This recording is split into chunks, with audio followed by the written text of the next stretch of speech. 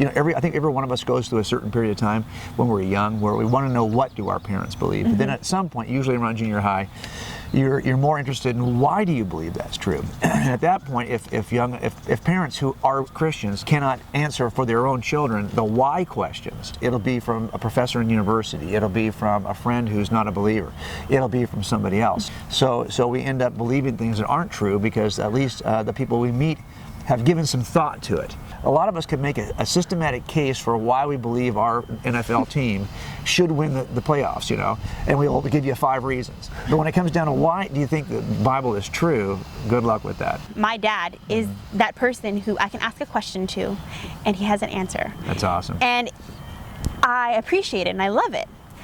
But I see the importance of it, because if he couldn't answer those questions, I would be the person who's wondering, okay, well, if you can't answer, then it must not be true, because as children, our identity absolutely is in our parents. No, it is. Our kids, our young people, are walking away from the church in record numbers.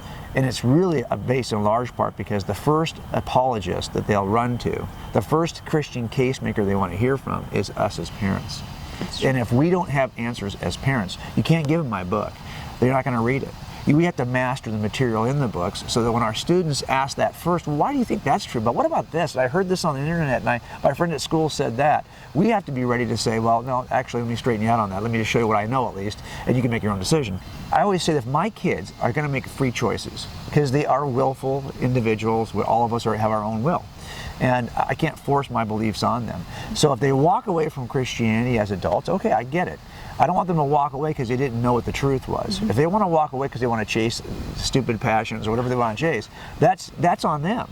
But if they walk away because they don't believe it's true, that's really on me. No, I agree 100%. I've always told my dad, I said, you know what, you've raised us this way. If we choose something different, it's nothing to do with you. It doesn't reflect on you. It's our decision, because now we're adults, we're in the real world. We can make the choice to, hey, I'm going to follow God from what I learned and what I've known and how I've felt it myself.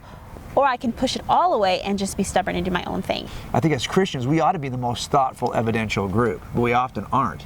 And so that's why I think it's time to do movies like God's Not Dead 2, where we're just trying to move the needle a little bit with a narrative, a fictional narrative, that includes some piece of making the case for Christianity. And I feel like it lights a fire under Christians and say, hey, you have to know why you believe, because if you're going to be in the hot seat and someone who's not a believer is going to ask you, you could lose them.